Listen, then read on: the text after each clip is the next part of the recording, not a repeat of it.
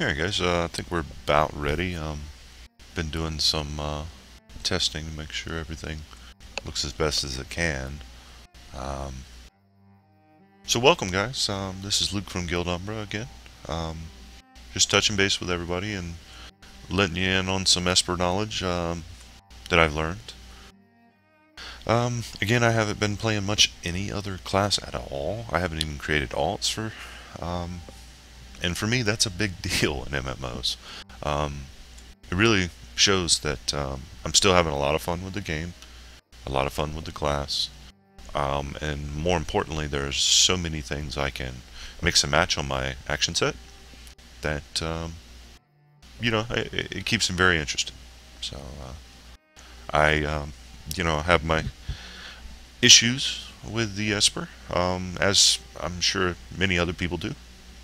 But for the most part, I'm pretty happy with where they're at as far as DPS is concerned.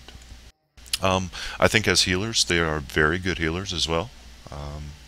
I've also done a lot of healing and adventures and whatnot too. So what I was going to kind of do in this video is, as the title suggests, go over the Esper DPS again. A while back I did a priority video where I, you know, kind of showed off on a target dummy what you kind of look for and what you're supposed to be doing when you're DPSing with the Esper. So we're going to try to do that again, but before I get into that, I'm going to go show off a guildmate's house a little bit and kind of let you guys in. This is my house at the moment. It's not very flamboyant.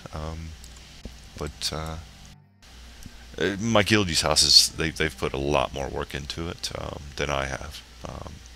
Really happy with what I see with them. There's my army of plushies that I've been accumulating. But anyway, let's dive into my guildie's house. Check it out. Do some parse on you know, some DPS parsing on a buddy's target dummy. So, anyway, gonna pop over.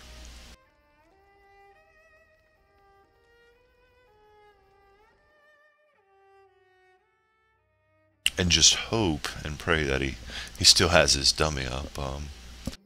If he doesn't, I can always go to another one. There's another guildmate that has one. Why I don't have one is beyond me. But this is my buddy Falkirk's house and plot.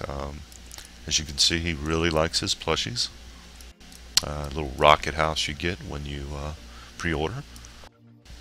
But yeah, this is his house.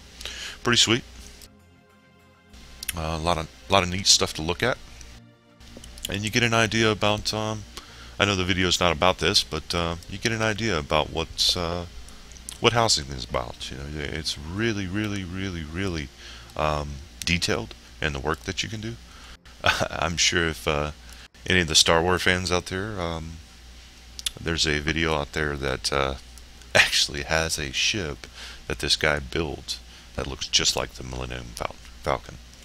So, and he walks through it and shows all the stuff he did. So a lot of people are doing a lot of cool stuff out there in Wildstar with the housing and whatnot. Me, you know, I this is the first game I've actually had housing in it, so I'm not really used to it. I'm enjoying it though. It's fun. I guess the plus of it is it gives you buffs as you level and as you experience content. So it looks like his target dummy's up. Let me go over some basics. As you can see of my action set right here, I've only really switched out one ability from the last time, I believe, that I did the DPS priority. And that was Illusionary Blades for Haunt. Move this over here. And we'll take a look at why I did that. Okay. Alright, first off, Illusionary Blades versus Haunt. Why did I go Illusionary Blades as opposed to Haunt? because Haunt, you know, it's a good ability. Reduces, debuffs the enemy's magic resistance. It can go all the way up, pretty high. Um, Whereas Illusionary Blades, you know, you charge it, you release it. So what's the big deal? Why did I choose that? Both can be used on the move. In situations where I need to move out of a boss's telegraph or an enemy's telegraph. So what's the big deal? The big deal is I do not like the fact that Haunt has a pushback. And it was really kind of interesting because I was running Haunt consistently, pretty much all the time.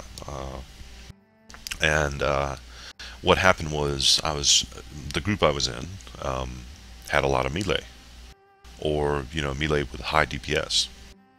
And by me using Haunt at its maximum tier level that I could get it at, in this case it would be tier 5. Well, let me just switch it up. I would be getting I would be debuffing enemies for their magic resistance by 18%, and you know, that's nice. I love that. You know, because like I stated in my other video, it makes my magic damage, which is everything an Esper has pretty much, is magic damage. It buffs if you have a spell slinger in your party, it buffs their damage. So you know, it's one of those things that the real reason I took it off my bar was because it was pushing back foes. And I don't know if you know, all the melee guys out there will probably you know, agree with me, but you know, when you're trying to attack a target, especially a stalker who is positionally dependent on making sure that they're behind their enemy to get the most maximum DPS, then you run into issues because you know, you throw your impel, and because the Esper pushed the target pretty much out of your telegraph, you know, you screw up. You end up not you know, maximizing your DPS. So what I was getting at was that the reason I took Haunt off my bar was not that it was a bad ability, not at all. And there's another reason too I took it off, but I'm focusing on number one reason. But you know, if I'm a detriment to my group because I am pushing targets out of their, you know, my group members' telegraphs, then I would rather have something else on my bar, okay, that does close to the amount of damage, if not better. So that's one reason. Another reason that that I took it off my bar is it somewhat complicates, you know, the DPS Esper's rotation or priority, if you will. Okay, and that's a little bit harder to show, but just think about it. If you're constantly having to either stop a telekinetic strike for whatever reason, to cast a Haunt to make sure that you keep that debuff on those targets, you're losing DPS. Okay. If if you wait till the telekinetic strike is finished and then you cast Haunt, your debuff fell off. Not a big deal. You can put it back on. Not a big deal. But that's one global cooldown that you're using to make sure that this debuff is on the targets. Okay. The other, I guess, sort of nitpicky thing, if I will, that I did like about Haunt is the telegraph is relatively narrow, and I'll show you exactly what I mean. When you look at this telegraph, yeah, okay, it's got a circle in front of me and then a long line, but let's say I'm at ranged, okay, and I want to hit all, say, 6 targets. It's going to be pretty damn hard to land that narrow line telegraph in front of me on 6 targets, okay, and keep it up consistently. So, you know, nitpicking, I've nitpicked enough with Haunt. So why did I go with Illusionary Blades? Okay, after doing some testing, I started to see that I could still use that Illusionary Blades on the move just like I could use Haunt. Okay, and so it wasn't a DPS loss if I have to move as much as it was with Haunt. And the reason I say that is because the damage that it does, okay, is pretty close. Illusionary Blades is a little better if I can get off a charge 3 of it. Produces a side point just the same as Haunt does. The only difference being that, of course, Haunt debuffs and Illusionary Blades just does damage. So, but that was my thinking, was that, okay, I need to go with a different ability. What ability can I go with? I don't particularly like Spectral Swarm because of the global cooldown it takes up, among other issues. There's been a lot of issues with minions and more specifically bots, having a lot of pathing issues and whatnot. And I believe they probably completed and fixed those problems for the most part. But it's just not an ability that I found does the damage that I like, the burst damage that I like.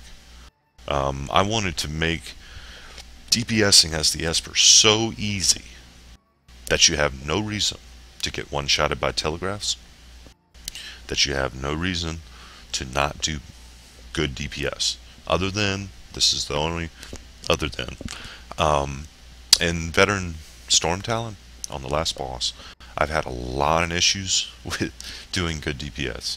But for the most part, across the board, I've done a really good job with this priority that I'm going to show you. I'm going to explain it first, and then I'm going to do it. So, pre-pull, looking at the target dummy, in this case, I pop 2 concentrated blades. While those are winding up, I immediately go into Illusionary Blades, try to get us to charge 3 as soon as possible. If you have a trinket, pop it at as close as possible to the charge 3. And the reason for this is because you maximize your damage, pretty much. Because the blades haven't hit yet, they're still winding up. The Illusionary Blades is you're about to let it off, so just throw all your bursts right there and then with your trinket, or gadget for that matter, sorry. Immediately following the Illusionary Blades, I do 1 telekinetic strike. And it depends, I mean, your amps bingo might proc, and you might not even need a telekinetic strike. But if you're going to be consistent, I would say go ahead and do a telekinetic strike, just to make sure you get that 5th side point. Then at that point I do a Mind Burst. I immediately pop my innate, which is Spectral Form. I pop 2 bolster charges. Okay. And what I've found is that it's tempting to go ahead and do another telekinetic strike. And I have. However, sometimes I've messed up and I've started to cast telekinetic strike again and stopped it, and that's a big no-no. Get to 5 side points again, and then Mind Burst. And the reason that's a big no-no with the telekinetic strike thing is once you start that cast, if you immediately stop it, you have a global cooldown until you can cast something else. Okay? May not seem like a big deal, but the more time we can spend DPSing a target, the better we are, with doing damage. I mean, that's just the catch-22. Now, all the other abilities, I'm not even going to really even talk about, okay? Because, they are important, but this is leaning a little bit more toward build reliant rather than what the purpose of this video is, which is showing off some of the knowledge I've learned with the DPS Esper, okay? So I think we're all set. I believe I went through all the explanations pretty thoroughly. So we're going to give it a go. All right.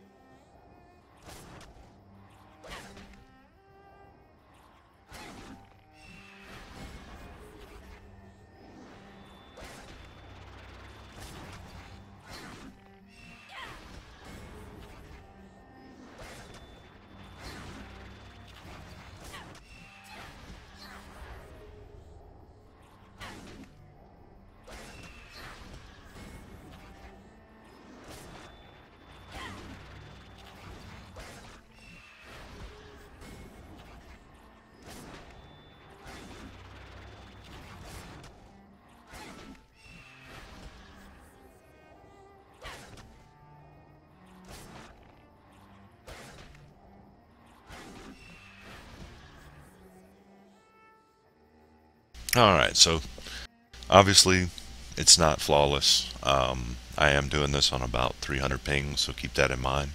Um, but you know, one thing you'll notice is I did not move at all. I did not move at all. Once I started my rotation and priority TPSing the target.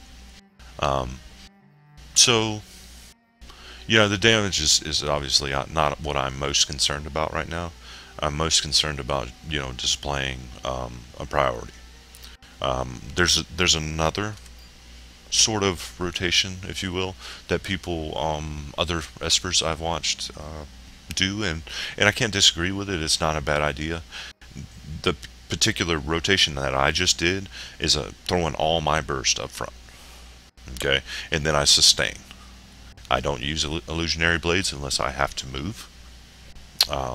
I always am, you know, mindful of whenever I get a mind burst off, getting my bolster and my concentrated blades off immediately after that, and then going back into telekinetic strike spam. Okay, pretty much is it can seem very boring, but that's kind of what my priority was. A different start would be to pop my 2 concentrated blades, go directly into telekinetic strike, and get off a 5-point bird strike, or mind burst, if you will. Immediately, if I had any, immediately after the mind burst, I would still do the same thing. I would pop 2 bolster charges, pop my innate, you know, get off another 5-point bird strike or mind burst, and then again, my priority at that point, once I've used all my burst, all my cooldowns, would be if there is a boss mechanic or a boss telegraph that's going to hit me, I get out of it. Okay, but I don't just dodge out of it and move and then reposition and then start casting. I immediately pop illusionary blades, strafe either left or right or whatever, and you know, get that charging, reposition myself, let loose the illusionary blades, and then I get back into my rotation or priority. Okay. So that's kind of what I was going to want to show off too, permitting that my ping allows me.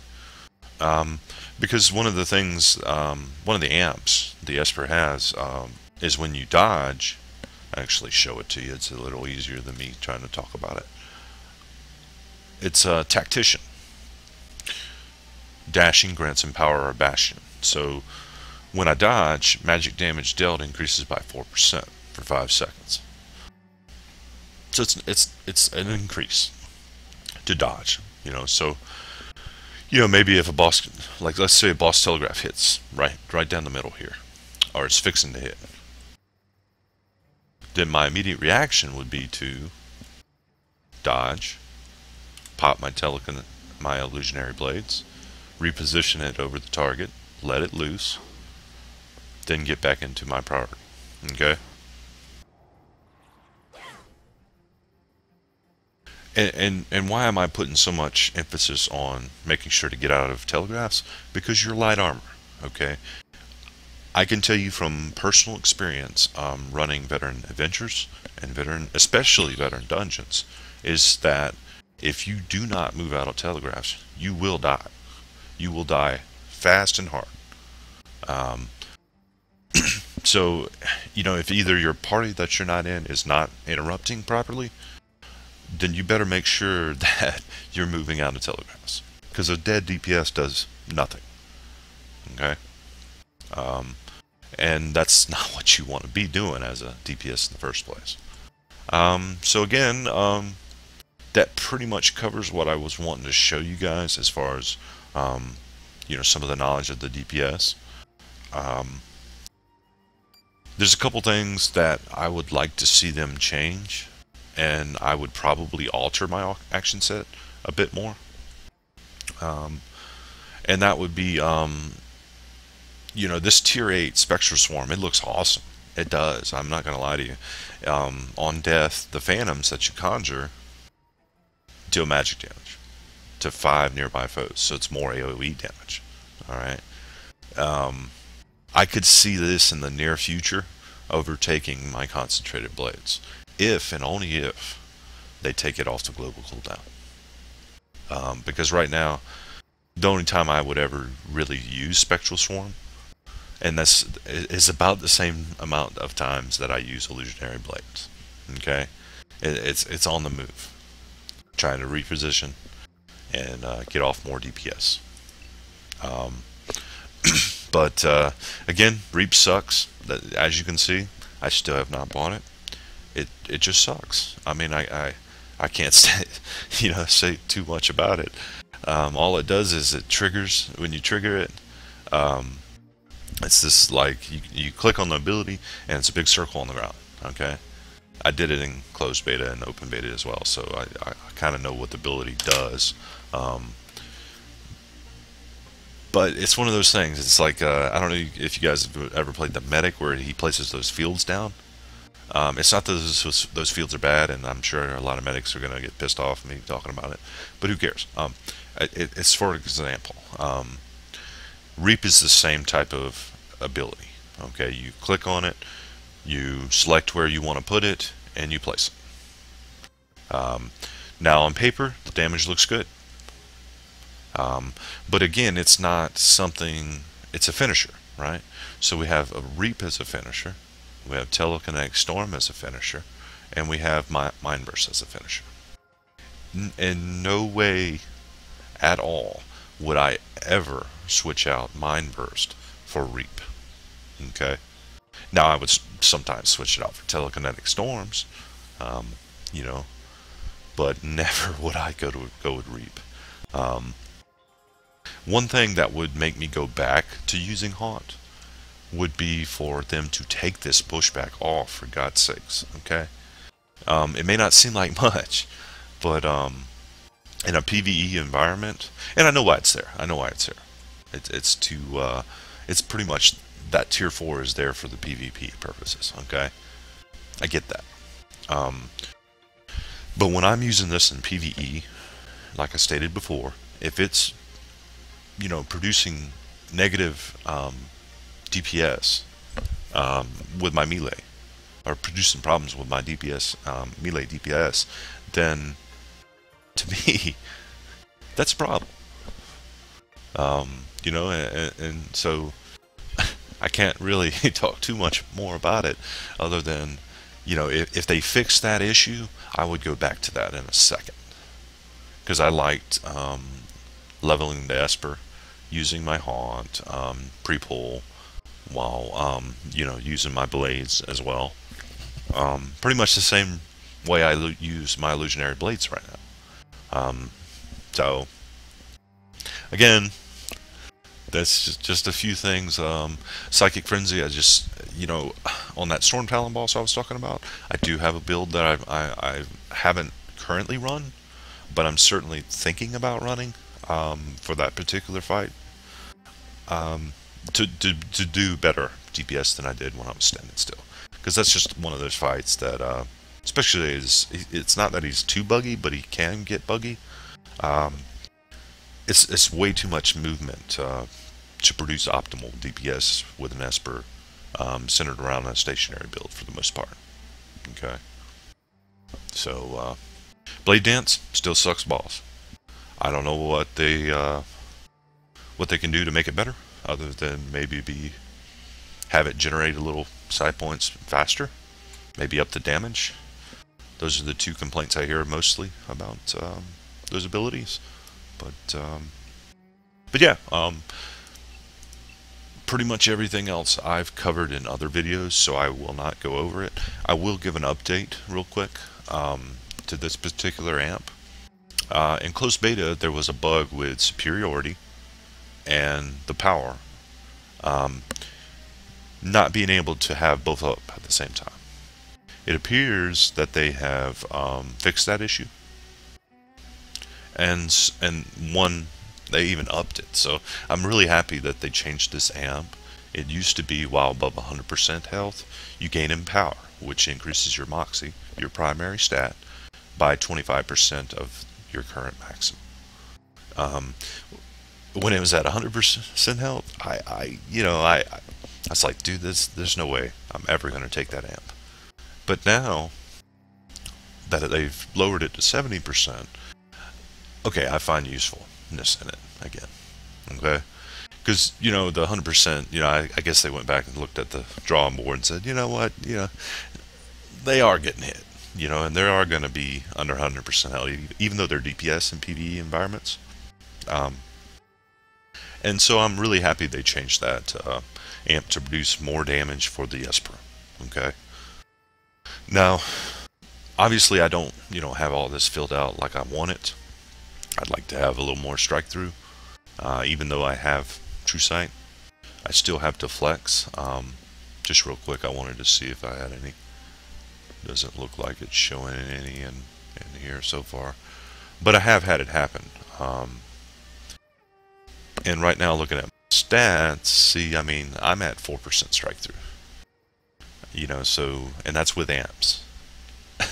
So as you can see, I mean, I put a high priority on getting my Moxie up as quickly as possible.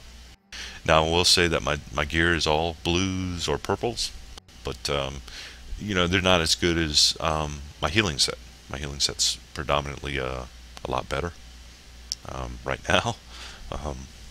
I've just had to step in and do a lot of healing lately, which is not a problem. That's what I've done in other MMOs, so it's not foreign to me to do it in this MMO. So, but still enjoying the DPS that the Esper brings. Are they the top DPS overall? No, not on every fight, but they have the ability to do so, and that's what I like. Anyway, I think that pretty much covered everything that I wanted to talk about in this video. Real quick, I'll say that we are still recruiting. Guildumbra.com. Check us out if you're interested in playing with a group of individuals that love the game, love to progress, and love to have fun. That's what it's about. That's why we play games in the first place, or that's why I play games in the first place. I'm not going to go on it too much. It's a multiplayer game. It's very, very hard or disconcerting when I go through forums and I see these people talking about how, well, I can't find a group, or the pug groups are terrible. Well, that's why you get in a guild. That's why you experience, having people, in TeamSpeak or Mumble, whatever you use, talking about, mechanics. Oh, I'm going to interrupt here, or this is what this guy does, at this phase. You have to have that communication in this game. It's very, very group dependent. If one person makes a mistake, the group fails, usually, most of the time. So, having pug groups and playing this game single player without a guild is very hard to do, and have a lot of fun doing it. So, I would encourage everybody to, if you do want to play Wildstar and you're interested in getting into a guild, come check us out.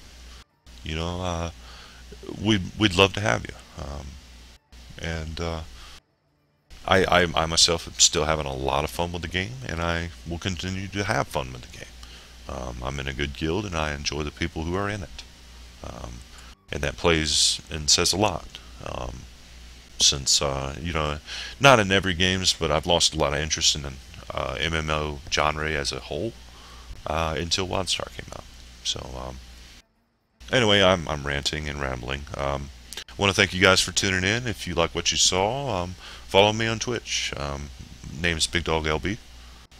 I'll continue to try to put out videos like this. My one problem is my upload speed. It sucks. I ain't gonna lie to you. And I'm working on trying to get that finished, but real life takes precedence over gaming life, unfortunately. So,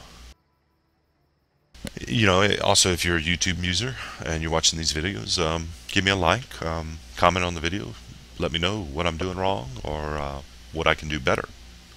I'm always constantly trying to make these videos to be of help to the community. You know, if you're going to be a dick or a douchebag or a troll, go play League of Legends or something and do it there. Because I will not put up with it.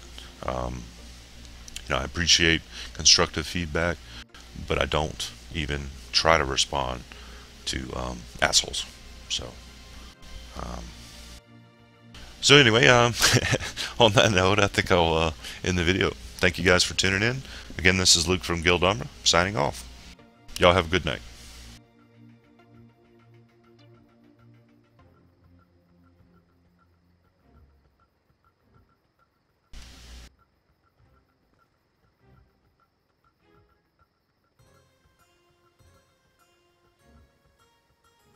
Okay, my DPS set really sucks. It looks stupid, so I'm gonna just switch to my you know, healing set because it looks pretty cool, badass.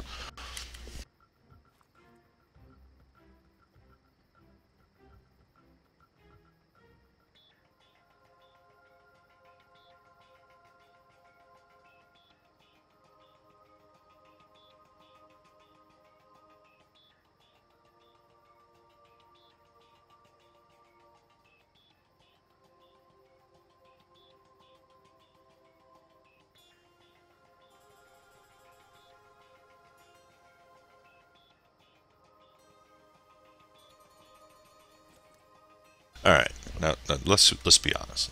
Let's be honest. Does not that look badass? I mean, look at the fucking side blade on that thing. Look at that thing. Chest piece is badass. You know. And the glasses. Okay, we gotta get a close up on the glasses. What the fuck? Okay, that's awesome. All right. I'm gonna leave you alone now. Yeah, you guys take care. We'll see you the next time.